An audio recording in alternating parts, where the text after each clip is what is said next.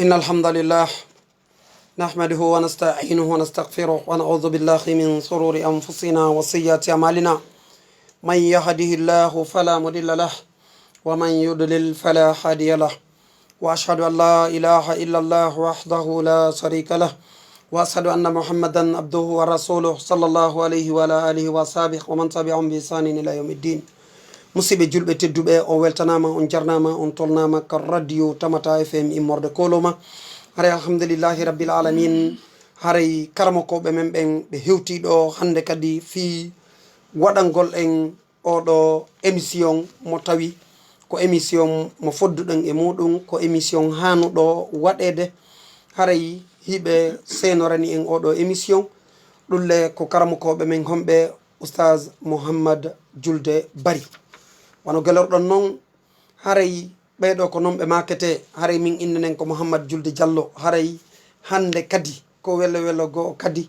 nde tawde ko Mouhammad Julde e Mouhammad Julde woni e yewtude fi julde. haray jonna on ko tamoton joguitoɗon moƴƴa ka Tamata FM. haray alhamdulillahi rabbil alamin. haray hande kadi ko yo on ɓaɗi to moƴƴa wakkiloɗon jentoɗon oɗo émission nde tawde noon musidɓe julɓe tedduɓe fi nde ɗo julde si nde moƴƴiri neɗɗo haray ko o jokki kon fof moƴƴi, si nde boniri neɗɗo haray ko o jokki kon fof boni. musidɓe julɓe tedduɓe waɗe misal fi nde ɗo julde karamokoɓe goo hiɓe maki wo misal julde nder no wayi tokora wasi tawi sonnajo no defude ñiiri maaro. hiɗen andi si tawi maaro kon ko ɓendi ma ko ɓendali ma, si ko ɓeydante ndiyam ma ko ɓeydantake ndiyam, ko abbere wotere o ƴettata o mema. nden ɗon signaliɗe a luttuɗe.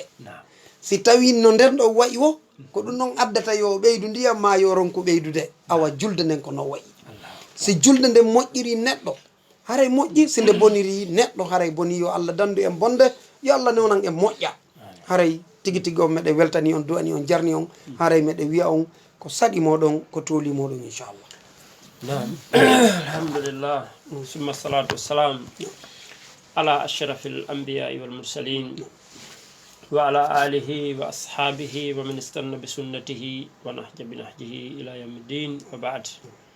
فإن أصدق الحديث كلام الله، وخير الهدي هدي محمد صلى الله عليه وسلم، وشر الأمور محدثاتها، وكل محدثة بدعة، وكل بدعة ضلالة، وكل ضلالة في النار، نعوذ بالله من النار. وبعد، آمين. السلام عليكم ورحمة الله وبركاته. وعليكم السلام ورحمة الله وبركاته. hara en yetti Allah subhanahu wa ta'ala. نعم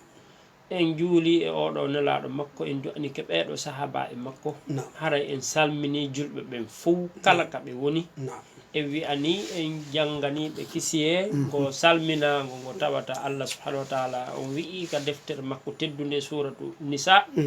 wa idha huyyitum bi tahiyyatin fa hayyu bi ahsana minha aw rudduha. نعم so hiwrama hiwrago hiwrite ko ɓuri gonɗon moƴƴude ma rutton gonɗon. نعم haray en hiwrike julɓe ɓen ngoɗo hiwrango. نعم en torike Allah subhanahu wa ta'ala yo Allah ɓuttinan en ndiɗo leydi meɗen. آمين آمين آمين yo Allah ɓuttinan en ndiɗo leydi meɗen. آمين تقول. yo Allah subhanahu wa ta'ala waɗu en jiyaɓe Allah yiɗuɓe mo rewoɓe mo. نعم haray ko wano tokkoran sifori ni hande kadi hino koko yowinire nde ɗo julde. نعم ñanden e yewtino fi oɗo witiri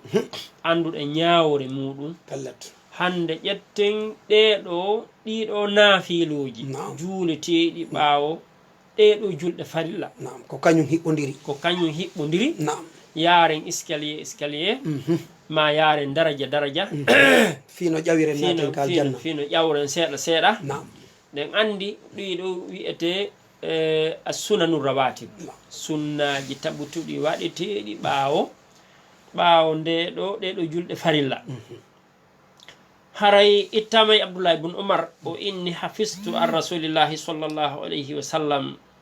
raka'atayn qabla dhuhr wa raka'atayn ba'da dhuhr wa raka'atayn ba'da al-maghrib wa raka'atayn ba'da al-isha wa raka'atayn qabla al-ghadat. rawahu al-Bukhari wa Muslim wa Abu Awana wa Abu Dawud wa Tirmidhi wa Nasa'i. oɗo sahabajo tedduɗo entede Abdullah ibn Umar radiyallahu anhuma, yo Allah yurme mo kanko Abdullah ibn Umar, yurme Sayyidina Umar, آمين yurme ɓe sahabaɓe fof آمين darinoɓe ƴetti kaɗo ɗiɗo ƴiiƴe muɗum e ɗiɗo tañji muɗum e ɗiɗo wonkiji muɗum ɓe yarniri oɗo islam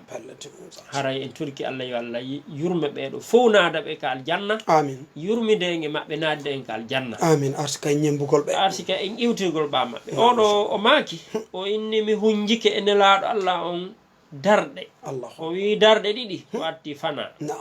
darɗe ɗiɗi ɓaawo fana on salminede darɗe ɗiɗi ɓaawo futuro darɗe ɗiɗi ɓaawo geeƴe darɗe ɗiɗi ko atti julde subaka nden ko ɗum woni rakatal fajiri on haray kanko Abdoulaye bun Oumar o wi o hunjiki ɗum ɗo e nelaɗo o andi ɗum ɗo e nelaɗo ha o hunjike ɗe ɗo darɗe o inni tabbiti noon enen an Aicha radiallahu anha wonde ila annaha dakarat qabla duhuri arba'an nden an Aicha kadi janti ko tabiti e nelaɗo o maaki nelaɗo ɓe maaki nelaɗo juulayno ko atti fana darɗe 4 naafiloje imam Muslim hino yaltinanen oɗo hadis e Abi Dawuda e Tirmidhi e Nasai ibnu Maja inchallah ko yewtuɗe woɗo en yewtay sappinen ko honto iwi ko non woniri faalaɗa o yiltito toon o darda yo andu hara ko wonɗe wolde kon koko hoore binde wonɗe yewtude nam si yewtaɗo on sappinama haray tigui tigui on o soppaka nam on andi karmakojo goto wi'i lawlal isnad la qala man qal ma sha'a fi ddin ɓe maaki si wonano tuuginorgal tuugingol yewtere mum nden si tawino ɗum arano ka diina wowlayno kala faalaɗo wowlude o wowla kadi kala ko o faalaka nder diina kono kala wowluɗo karmakojo on tañƴini Ibnu Sirin woɓe innay sammulanari jalakum ma karmakoɓe taabiɓe ɓen si goɗɗo wolani min fi diina min wiyay sammulanari jalakum wolane men worɓe moɗon ɓen haray ko ɗum waɗi hiɗen sappinde kala ko yewtuen hiɗen sappina haray nen an Aicha kadi ɓe filliki ɗum ɗo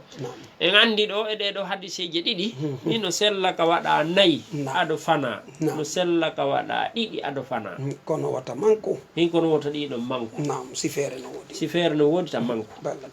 ittama enen an Ummi Habiba ɓeɗo kadi ɓe maaki ko itta e annabijo Allah sallallahu alaihi wasallam man salla fil yawmi wal layla 12 sajada siwal maktuba banallahu lahu baytan buniya lahu baytan fil janna wa zada fi riwayati Tirmidhi 4 qabla dhuhr wa rak'atayn ba'daha wa rak'atayn ba'da al-maghrib wa rak'atayn ba'da al-asr ba'da al-isha wa rak'atayn qabla salati al-ghadati rawahu Muslim wa Abu Dawud wa Tirmidhi wa Nasa'i haray Ummi Habiba ɓeɗo kadi ɓe maaki ɓe itti e nelaɗo Allah sallllahu alayhi wa sallam ko nelaɗo Allah maaki kala juuluɗo ñande wo darɗe 12 hara wona julde farilla ndey wo juuli ɗeɗo darɗe 12 Allah mahna emo suudu ko aljanna imamu Tirmisi ɓeydi e filla e maɓɓe on ɓe fensiti ɓe maaki on ti juula 4 ko atti fana ɗo tawtiri wayane nan Aicha on o juula 2 ɓaawo fana o juula 2 ɓaawo futuro o juula 2 ɓaawo geeƴe o juula 2 ko atti julde subaka nden ko woni rakatal fajiri on haray ɗiɗo holli ɗeɗo timmini 12 ɓe maaki kamɓe ne nan Ummi Habiba radiyallahu anha wa ardaha amin nelaɗo Allah on sallllahu alayhi wa sallam ɓe maakimo juuli ɗeɗo Allah mahana mo suudu ko aljanna yo Allah arsiko en ɗum amin imamu Shawkani ɓeɗo ɓe maaki ka Naylul Awtar andi imamu Shawkani karmakojo marɗo defte buy ɓe jogui deftere tafsirintede Fathul Qadir jogui Naylul Awtar emo jogui defte buy kanko karmakojo on yo Allah yaafo mo yaafo karmakoɓe ɗimmo e maɓɓe ɓen fof naadida en e maɓɓe aljanna amin ɓeɗo ɓe maaki hadiseje ɗen ɗo ino tindina tentingol ɗeɗo julɗe ɗeɗo darɗe 11 ɗeɗo darɗe 12 haray ɗum ɗo ko jeeya ɗum e sunnaji jokkituɗi farillaji ɗin ɗum ɗiɗo jokkiti farillaji ɗin haray sen daari ke Naylul Awtar sengo ɗerol 19 kamu jalladu tammo e yiye ɗon nde yewtere ɗo imam Shawkani rahimahullah haray aren ɗon jon noon détail en ɗe aren ka sunnatu duhur o inni hino newano en nde ɓanginten ɗi sunnaji jokkuɗi farillaji ɗin ɗo tabituɗi ɗi ko ente sunnani ratiba ko sunnaji tabituɗi nelaɗo ɓe juulayno ɗin ɓe juulayno ɗin ɗen andi surtout noon ɗe juuleteɗo ɗiɗi ɓaaw fana on andi tokoro hande yimɓe ɓen hino jarde ba ɗiɗo naafiluji yimɓe ɓen ala juulugol no weddita moƴƴata ko andir toon ɗi ala ka juulede salminte tun woɓɓe hay jikirta no wawa wonde ka sonnaɓe ɓen kan haɗa ɓe juulude ɓay en anda ko woni toon kono noon min komi wattanta yili e juulirɗe meɗen ɗen e nokkeli meɗen ɗin yimɓe ɓen ala wadde naafi yaltoɓe ɓen no ɓuuri luttitaɓe toon yaltoɓe ɓen no ɓuuri luttitaɓe toon ɓen ayiye goɗɗo no juula tun hawto yalta innugol astahfirullah laabi tati allah manta salam minka salam tabarakta ya dal jalal wal ikram allah mayni ala dikraka shukrika husni batik ɗum no fof ɓe wolata ɓe jikkirta e jikkiroɓe ɓen kadi hino mari pecce ɗiɗi feccere goo ala jikkirde fes feccere goo jikkiray kono wolata ko wi'ete kon feccere goo no jikkirta waɗa ko haani kon yo allah tawno en e ɓen amin amin o inni sunnatu duhuri on ɗum ɗo ɗe hadiseje tindini wonde o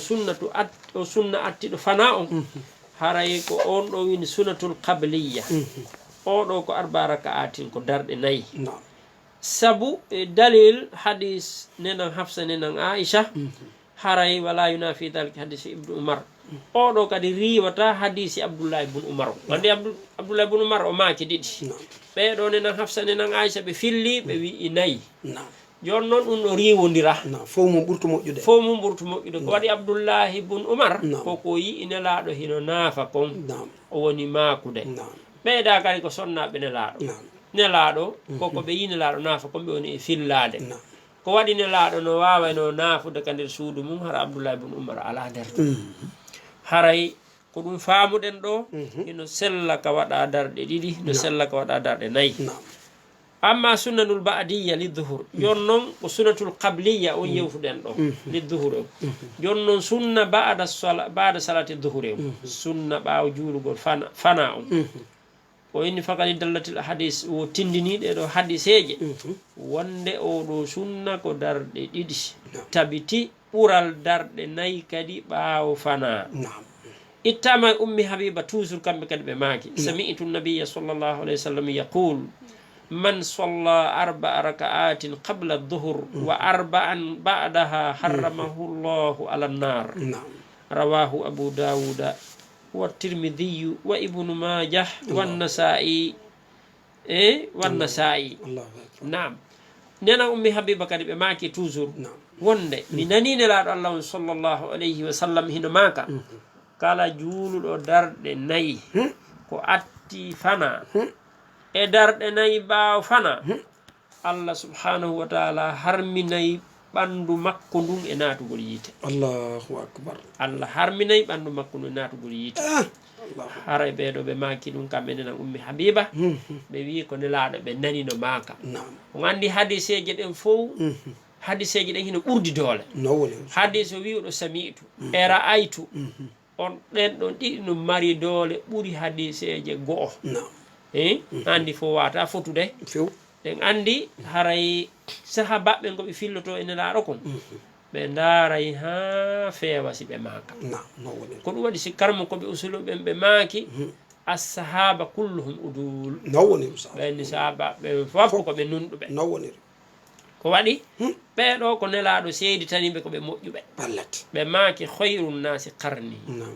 summa alladina yalunahum summa alladina yalunahum ko moƴƴere on tawara ɓe inni ko ɓuuri moƴƴude yimɓe ɓen fof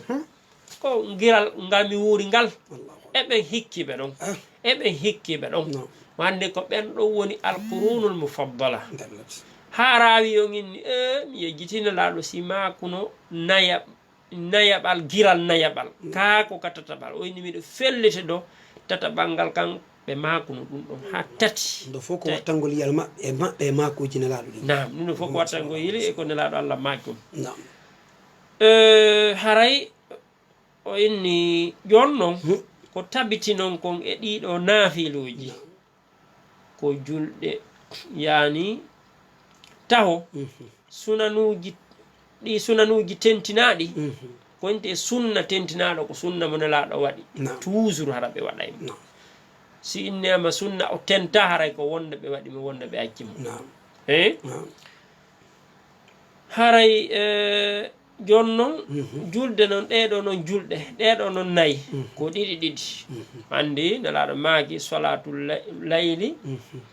mathna mathna e riwaya gom Abu Dawuda filli salatul layli wannahar mathna mathna ko ɗiɗi haray honno hino toon kadi hadis Abi Ayyub al Ansari kaw inni arba'un qabla adh-dhuhr la yusallimu fihinna tuftahu lahunna abwabu as-sama o wi darɗe nayyi ati fana hara o salminanaali ɗe o tokkidira ɗe nayyi noon o wi si on ti waɗi ɗum haray tigi tigi on udditanta mo dambuɗe aljanna jambuɗe asamanuji ɗin kono oɗo hadis en ko daif fa innahu hadisun daifun qala an-Nawawi muttafaqun ala du'fihi haray nela onno oɗo ko hadisu daif imamu Nawawi ɓe maaki hadis on ka majmu sen daari ka majmu lin Nawawi deftere molanade tokora deftere figi huure ndemo jallade 15 majmu'ul Nawawi ko ɗe woni defte janele ɗen ka figiu ɗen e majmu'ul fatawa en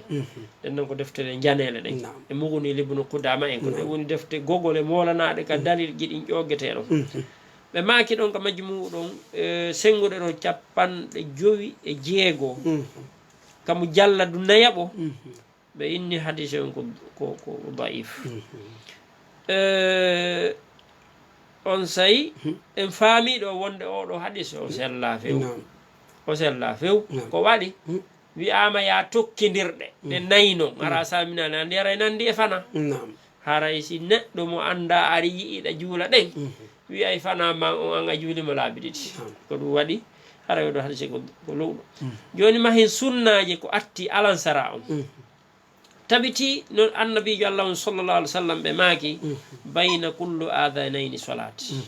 hino hakkunde kala noddinaɗi ɗin ɗiɗi julde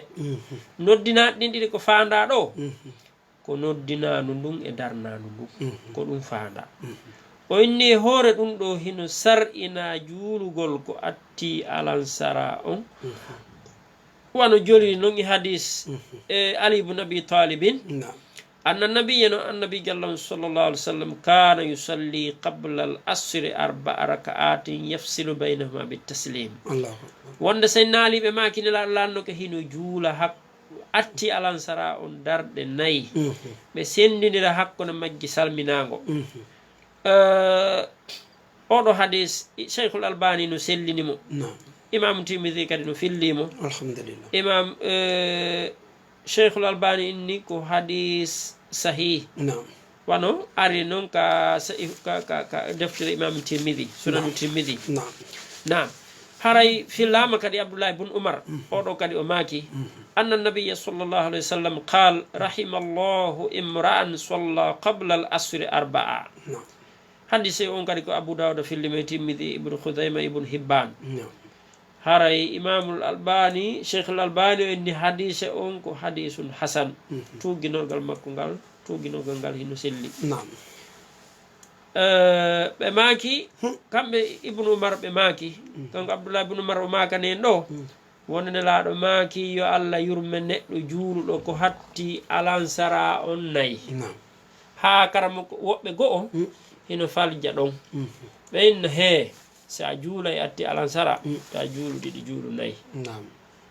ɓayno ta juulu ɗiɗi sa juuli ɗiɗi ara e woppi sunnam ko nayi juulata o ɗiɗi no juule few hadise wiwɗo bayna kulle adanayn salat hakkude kala jul hakkude noddinaɗi ɗin ɗiɗi ko julde woni ɗon ɗum waɗi noon fenɗo juulirɗe ɓe noddinayi tun ɓe juula andi noon kadi ko faljere noddina tun falja noddina tun juula ɗum ko ella noon si on inni ɗo tokora ar ñaame mi arimi tawi on woɗɗini haray no manki haray no faali si noddama noddaɓe koyo habbe seeɗa koyo noddaɓe ɓen habbe sibi ni are ɗo ñaamen on are on tawi ɓe woɗɗini ñirndi oyna hama nafa ko nodduɗon men si noddinama no hani wonde a 10 minutes a 15 minutes si juule hara wedditinoɓe anditi par ce que ko enten noddinaɗum ko ilamu nas bi dukhulil waqti sola andingol yimɓe ɓen julde nden hewti wedditinoɓe hara hino e magasin ji mum hara hino e butukaji mum hino e golle mum hino enne he yewtaniɓe oɗa carton jippin ɗon he windi ɗon he calculé ɗon naɓu ɗon he yettu sareti on ɗo ɓannu sareti on ga he ɗumanne otowal ngal e ƴawnu o sakuɗa ƴetti oɗa nayi ɗon andingol guilol wongol madina ayi joni noon noddine tum ayi wagu to gewti yo aden salligo nani joni noon so sallige keɗon o yeyi o tawi ɓe woɗɗini julde nde haray kon ɗum noddinirana haray tigui tigui on nde ko nodda kon o taw woɗɗike haray taw woɗɗike ko wasiyetoɗen yimɓe jaɓayɓe ɓen nam taweteɓe siɓe yewtama ɓe jaɓay nam yoɓe taɓe waɗu noddina tu juula yoɓe noddinɓe habbo seeɗa fiyo yimɓe en heeɓi oɗo sunna nam hara en faami ɗo kadi juurugol nayi ko atti alansara o kono tokora kadi senoto ɓen kadi yoɓe heɓɓanɓe senoro aywa ko noon tokora ɗum kadi no manki moƴƴa ɗum ɗon kam ɓayo gandinelaɗo maki sallah sallam ɓe inni hayru sufufi rijali awwaluha tokora ko ɓuuri moƴƴude e saffeji worɓe fof ko arano ngon arano on ɓeyni ko ɓuuri kanude ɓoylo na bondegoy ko kanude ɓoylo ɓeyni ko saffu sakkitoro hikkodirɗe e sonnaɓe ɓen on kalmo ko ɓe wi ɗon waɗi siɓe makiri noon kamɓene laaɗo allah sallallah sallam ɓen ɗon haray organisaki haray ko ɓe arɓe imamu on renta ɓawo ton si arɓe ɓawo ton ɓe fama sunna yo feppodire darote no darora o mawoniri ayi nam haray ko ɗum waɗi hadise go kadi ari wi allah e malaika e makko ɓen hino juula e saffu ara noon inna allaha malaikatahu yusalluna fi safi l awwal e saffu ara noon joni noon woɓɓe no woni ɗo ko yo jeeje siɓe ara ka saffu ara noon woɓɓe kadi ara nata ka juulirde tokora ɓe suuɓo saffa ɗimmo ma tammo hara arano heewali few hara heewali few ɗum ɗon fof ko manque de perdugol baraji ɗin ɗon ko goo ɗimmo noon kadi tokora haray tigui tigui on deyi ɓe wonɓe e arde law yoɓe aru law o juulugol deuxiéme e troisiéme ɗum no mari ellaji miɗo yi ella ɗum ka waɗi nokkugo tokora yaafo ɗon na bonnugol darsu mum on andi honno wonɓe ɓen ka saf onno ka programme arano ɓen ɗon ɓe hawrodira e imamujo toɗɗa ɗo tawata on ɗon no toɗɗa ka juulirde ɗon ma hara en tout cas ɗo emo woni légal kono arayɓe ɓen tun tigi tigi on ɓe ɗaɓɓana hoore maɓɓe imam wonde ɓe wawi hawrodirde e feetuɗo wonde ɓe wawi hawrodirde mo juuletake ɓawo mum wonde ɓe wawi hawrodirde e bonɗo mi yii ka feetuɗo julni yimɓe e juulirde tawi ko deuxiéme programme ɓe tawa o perdugol premier ɗum no hulɓini goy feetuɗo ahi kono allah waɗi o tawi fewdo ɗo nandi feetere nden no jayti wagu to mboɗirano ɓe ɗo ha julde nden lanni allah subhanallah nam inchallah nam haray ko ɗum tokora eɗe wasi o jama on ɓe arka julde law pallet si innanoma ɗo joni ka juulirde awa hande dollar no sendede koɗi fanɗi o hay siko mo 200 dollars innen tigi tigiji ɗin kadi hayra ko us ji ɗin américain ji ɗin tigi heno sondede kala arɗo o heɓay tel mo hewta ɗinno sendede ka juulirde mo hewtal ɗon o sondoto pelleti yimɓe buy aray moƴƴa noon arete ha heewa hittine ko hay nder courant heeway yiyo goɗɗo no jogui téléphone tokora hino jooɗi no ñoƴƴa ɗon ñoƴƴa ɗon winda ɗon siifa ɗon ha wagu toon feƴƴa hami waɗani eni haray ɗum ɗon ko ella haray darsu on continue darsu on jarama tokoral barka mi weltanike o inchallah nam haray en faamiɗo wonde ɗum ɗo no tindina yiɗede juulugol darɗe nayi ko atti alansara pellet lakinna ahlal ilmi lam yaj'alu dhalika min as-sunani muakkada bal min as-sunani mustahabba al-ghayr muakkada ko won tun karamo koɓɓe waɗi ɗum ɗo sunna kono haranna waɗi ɗum ɗo e sunnaji na sunnaji tentuɗi ɗin ɓe waɗa ɗum ɗo sunna tentuɗi ɗin waɗi ko sunna yiɗaɗo on haray si on ti heeɓi feere juulugol aɗo alansara nayi ma ɗiɗi waɗi ko moƴƴi so heɓali feere kadi haray ɗum ɗon naafi wonde koko tentina ha feƴƴiti hara noon on tigi yejjitali salmingo juulirde nden ɗum ɗon kañum tawaka ɗo aywa si hawtodiri noon kadi haara fof mum no laɓa o inni walakin hallil asuli sunnatum baadiya joni noon est ce que alansara kadi hino mari bada salam sunnan tu bada salam naam est ce que ɗum no mari imam ahmadou landa ɗum fi rakatayni ɓawa alansara ɓe maki min mi juulataɗen dey mi añataɗe kadi si mi goɗɗo no juula mi añata kono min noon mi waɗata famine mi yi ñande goo neɗɗo o yejjiti few wa'animo fana o alansara o salmini tum o naafi tawi o yejjito o landa o wiya o yejjito way ko noon wondiri nam tokora ibnu hasim ɓeɗo ɓe maaki kamo halla nam ɓe maaki wa dhahaba ibnu hasim ila annaha sunna ibnu hasim kay yehi ɗum ko sunna dey nam ɓe addi hadiseje fi ɗum few haray ɓe addi konngol nenan aicha maaki ma taraka rasulullahi sallallahu alih wa sallam raka'atayni bada al asri indi kat ɓe maaki heyi nelaɗo accali darɗe ɗiɗi ɓaawa alansara ka an few ibnu abi cheyba kadi no filli oɗo kam sannafu makko cheikh al albani himo yaltinimo ka deftere makko ka ihtiyaratul fiqhiya cheikh al albani himo yaltinimo ɗo joni noon hadise goo kadi aro inni la salata bada al asri hatta tagruba shams nangue e julde ala ɓaaw alansara ha nangue muta joni noon andi ɗeeɗa ari wi inelaɗo waɗay oɗa hadise ari inni julde ala nam tokora yaafo ɗon wonno hadise on ɗo taw no selli oɗo hadise mo selli ibnu abi cheyba hino yaltinimo ha o jolni kanko ibnu hasim kamo halla ɓe addi ɗon telen sahabaɓe nogayo filliɓe o hadise ishrina sahabiyan rawaw hadal hadis allahu akbar joni noon make noon joni ko wonɗo makude ɗa o famine joni noon karmo koɓe wi joni makune laaɗo e golle maɓɓe mbiyodiri ko honɗum konno gerdeteɗon on andi usulu on kadi karmo koɓe usulu men kadi ko ɗo woni domaine maɓɓe on andi ɓe makay li kulli rijalin fannu ɓe inni hino wodani li kulli fannin afwan naɗon ayda on mi falju li kulli fannin rijalu ɓe wi kala fannu hino mari worɓe mum ɓen woodi karmo koɓe molanaɓe gaƴi molanaɗi dariɗi e fi usulu fiqi kañum kadi regeli ɗum ɗen andi premier yaltinɗo usulu fiqi ko imam ashafii ka deftere makko inte kitabul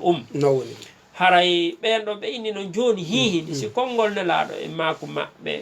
e ñani si maku maɓɓe golle maɓɓe lutodiri ko honɗum ardinte ɓe maaki ko konngol maɓɓe ngol jiccinte e hoore golle maɓɓe ɗe yurajjah qawluhu ala fi'lu no ala fi'li no wawi wonde hara golle maɓɓe ɗen kamɓe ko khasatu lahu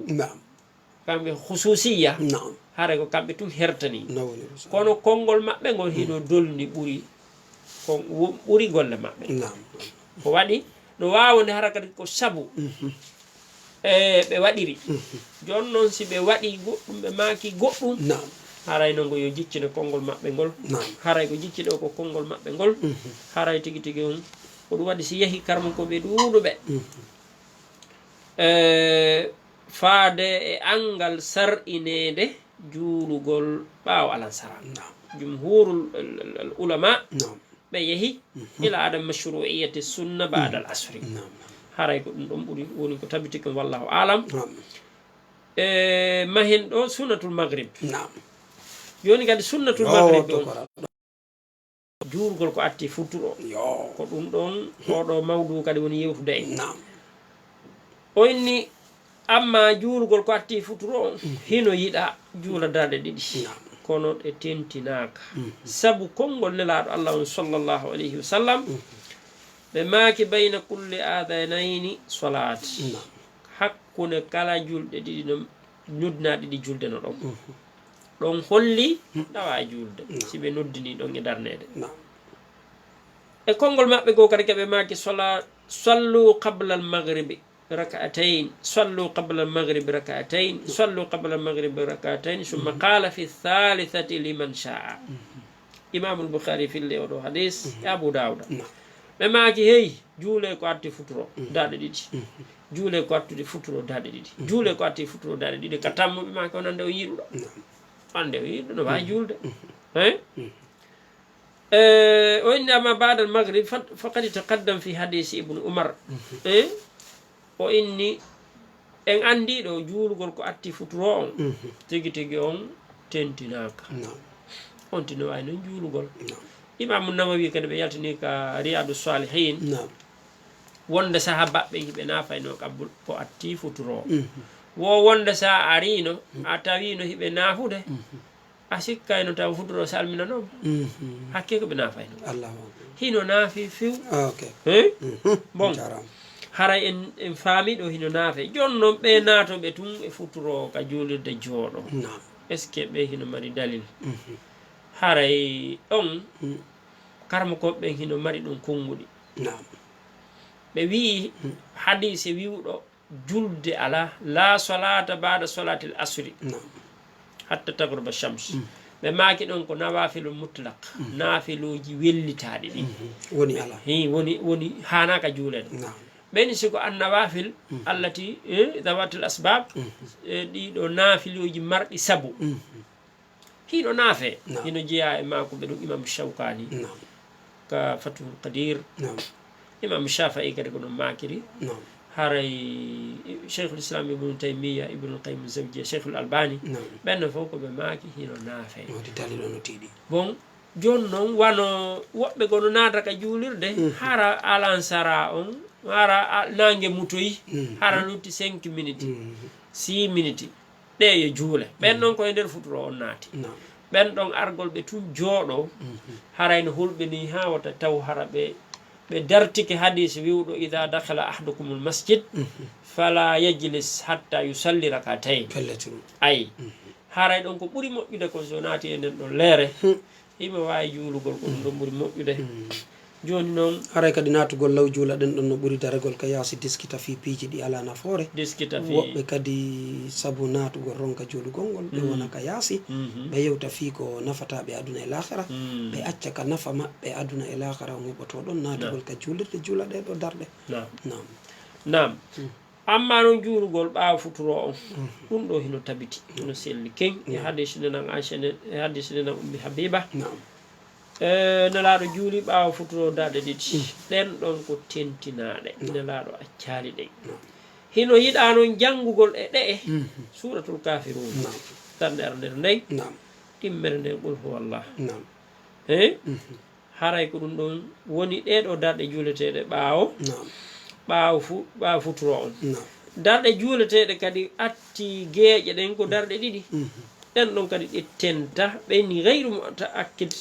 warakatani mbaɗa ha mo akkadatani ɓe wi e darɗe kadi ɗiɗi ɓaawa geeƴe ɓeyni ɗen ɗon noon wonɗe ɓaawa geeƴe ɗiɗi ɗen ɗon ɗo tenti andi en wooli ɗo ko tenti koko nelaɗo juuli accali fewu e gurdam maɓɓe toujours ɓe waɗayno ko wiyeteɗe tentinaka ko wonde ɓe waɗayno wonde ɓe acca ɗum o jarama fota tokora ɗon mi weltanike on fota kadi haray ko ɓeyda ton en laɓɓinande haray ko entre feññingol ɗe e suuɗugol ɗe ɗon kadi ɓeyda non en seeɗa ɓota laaɓude nam haray ko ɓuuri sellude kon ɗeɗo ko suuɗugol ɗe na feññingol ɗe fop majje ɗeɗe fop majje foti jemmaje ɗe foti ñalormaje ɗe on jarama ko suuɗugol ɗe ko ɗum ɗo ɓuuri moƴƴude haray ɗeɗo darɗe kadi ɗiɗi ɓaawa geeƴe ɗe ɗiɗi ɓaawa ado geeƴe ɗeɗo kadi ko hanaɗe juulede ko wana noon kadi oɗo rakatal fajiri karakatal fajiri kadi ɗeɗo ko tentuɗe ko waɗi nelaɗo Allah on accali ɗe hino sunnina noon foyjintingol ɗe foyjintina ɗe saabu nenan Aisha ɓe filli ɓe wi nelaɗo landoke no juula ɗe ɓe foyjintina ɗe ha mi jiɓo est ce que ɓe janggi fatiha ka ɓe jangali imamul Bukhari be Muslim Abu Dawud e Nasai filli oɗo hadis hakke ko ɗe foygiti ɓe mi jiɓo ene nelaɗo hal qarahuma bi ummil Qur'an est ce que ɓe janggi fatiha ka ɓe jangali haray ɗum ɗo holli ɗe foyjiti ɓe janggi fatiha par ce que kamɓe maki la salata liman la yaqra bi ummil kitab haray ɗeɗo kadi holli e kadi miɗo yiyay woɓɓe hino waɗa faljere ɗe si ɓe ari ɓe tawi subaka on fuɗɗama juulede andi sa ari normalement on tawi subaka fuɗɗama juulede ɗeɗo taw ko ɓuuri moƴƴude ko ya juulɗe ka ma si tawi juulinede no ɓatti e angal argol law kadi juulaɗe ka ma nam joni noon si a wawal juulde ka ma ari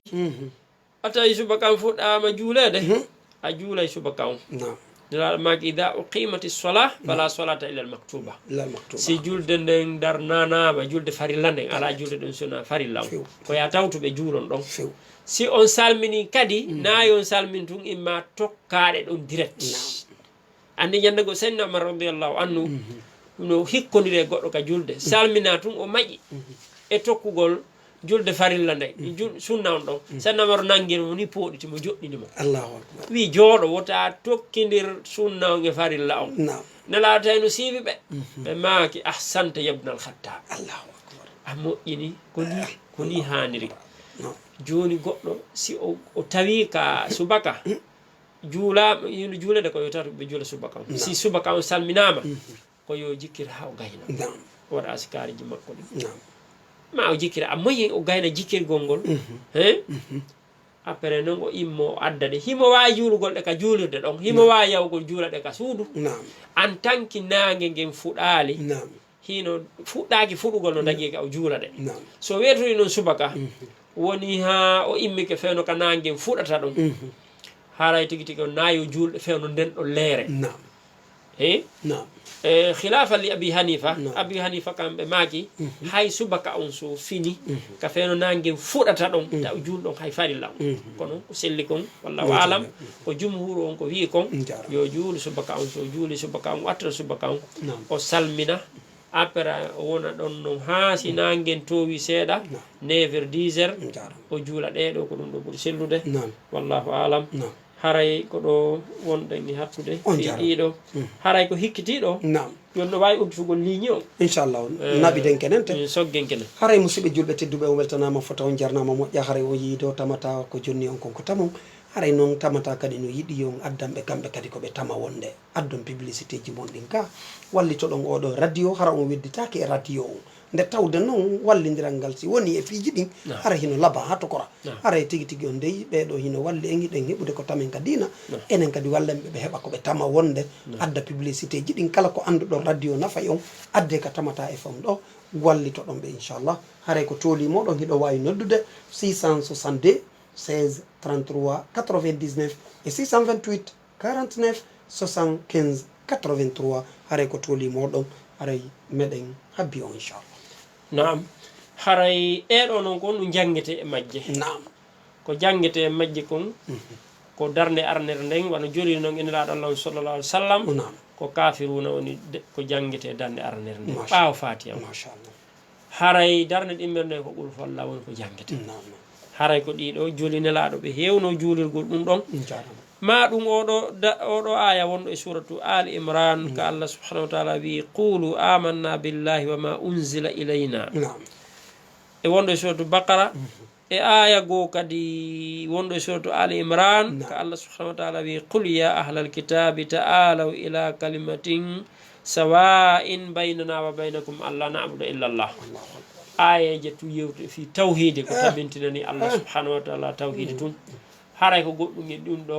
ma ɗum fatiha tun saabu hadise ne nan aicha koɓe maki mi jiiɓo est ce que nelaɗo timmini fatiha ka timmina janggi fatiha ka timminali on ɗon hadise tindinayi haray ko fatiha tun nelaɗo juulirayno ɗen ɗon haray kadi hino ɗon sunna ko kadi ɓe inni wano tabiti e hadise ne nan aicha wonde nelaɗo allah sallllahu alayhi wa sallam si ɓe juulino rakatal fajiri ɓe soɓɓidorayno telen sengo maɓɓe ñaama ngo ɓe soɓɓido ɗon ɓe habbito ɗon quelque temps ɓe ɓango ɓe juula subahaw harayno noon on ɗo sunna min mbiɗo wattani yili yimɓe buyno wedditi on ɗo sunna weddita moƴƴa ha karamakoɓe goo inni ene karamakoɓe lutodiri e oɗo uttija e konnguɗi buy kono ko ɓuuri sellude majji ko wallahu alam koko konko cheikhul islam ibnu tamiya yaari e muɗum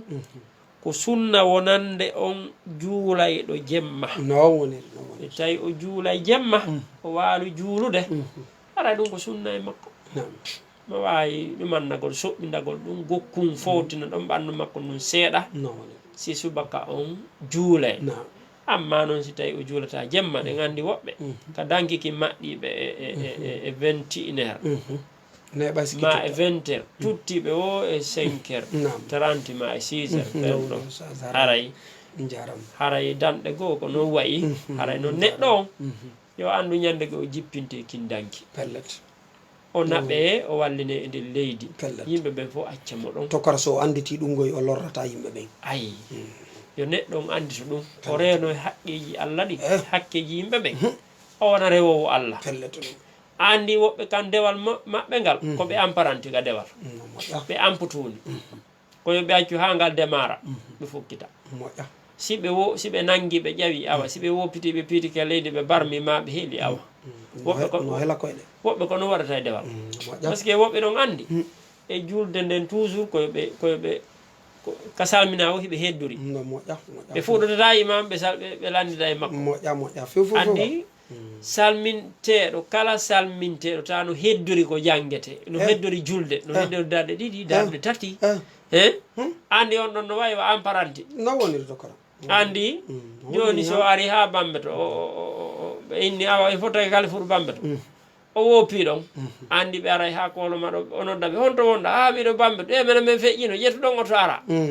andi ɗon woni ampiɗo haymo ampi haray no hulɓini ha feƴƴiti ɗum ɗo fof noon tokora haray ko lorra o angal senagol ka juulirde law haray jama o yo watta yilay ɗum nde ɗo julde hinde weddita hinde weltinda moƴƴa moƴƴa moƴƴa moƴƴa haray noon nde ɗo sinde moƴƴiri neɗɗo on haray programme ji makko ɗi moƴƴi haray ko toli moɗon ka Tamata FM hiɗo wawi noddude 670 16 33 99 et 628 49 75 83 haray ko toli moɗon ka Tamata FM haray hiɗo weltana hiɗo jarna hiɗon habba haray tigi tigi on ko toli moɗon haray tokora ko waweten andintinde jama on koyo watta yila. Assalamu aleykum wa rahmatullah. Waleykum salam wa rahmatullah. Ko homɓe wonɓe honto? Nam ko toli moɗon Cheikh Ibrahim yo Allah waɗu jikku mon on jikku annabi Ibrahim. Nam nam make si meɗen andi so min anda haron seytinali awa karama ko men nani ɓe jabade o inchallah. Nam haray no ko saɓɓeɗo ɓe heɗitanoki ɗuma men on yontere hande yoɓe yawka lawol kisal ɓe jentitomo ok haray safe wittiro haray ko sunnana farilla nam ko ɗum jumhur o wi amma Abou Hanifa kamɓe maki ko farilla kono ko selli kon wallahu alam ko sunnatintuɗo haray noon no jeeya e ko lo'inta imanu neɗɗo andina imanu makko yeehi ha woni ka ley ka tappi ka ley yani waali ke focci ke laska leydi angal juulgol safe wittiri angal juulgol safe wittiri ella e surtout noon safe wittiri tokora par ce que nelaɗo maaki ya ahlal qur'an utiru fa inna allaha witrun yuhibbul witra o wi ko onon yo yimɓe julɓe yimɓe alqur'ana gonɗiɓe alqur'ana waɗe witiri dey Allah ko goto himo yiɗi waɗanede goto haray holli witiri on koyo juule haranayo ɗumanne haray si ñalama to ko minute aji 5 heddi nam kono woniri joni ɗo en hewtude ka lannode ɗo andintinen piiji ɗiɗi go'o wonde ɗeɗo jikkirantaki jolale nelaɗo ɗeɗo sunnaji ɗe yewtuɗen ɗo jikkirante ɗon ko goho ɗiɗi ɗeɗo ko hanaɗe juulede nayi on ti weddiro par ce que daroyte yamal qiyama si darama ka farilla tawama no manki haadi selluɗo no ari wi'i wo Allah subhanahu wa taala wi o yeyi unduru halli abdi min tatawwu in ndara ne jiyaɗo an on est ce que o heɓu noon o naafuno naafilo si tawi o naafuno ƴette ɗum o timmintinane o feƴƴine o naade kal janna yo Allah waɗan en ɗum si tawi noon on ɗon waɗaka andi haray ko ella haray ko hektiti ɗon e huɓɓi ɗum tammugum ko ɗeɗo si a waɗaniɗe e du'awul istifta on no moƴƴi ella ala ko wanade du'a istifta sa waɗali kadi na ella ko wiyete ɗum ɗon ko du'a udditirɗo julde ɓawonde on tigi waɗi takbiratul ihram on ok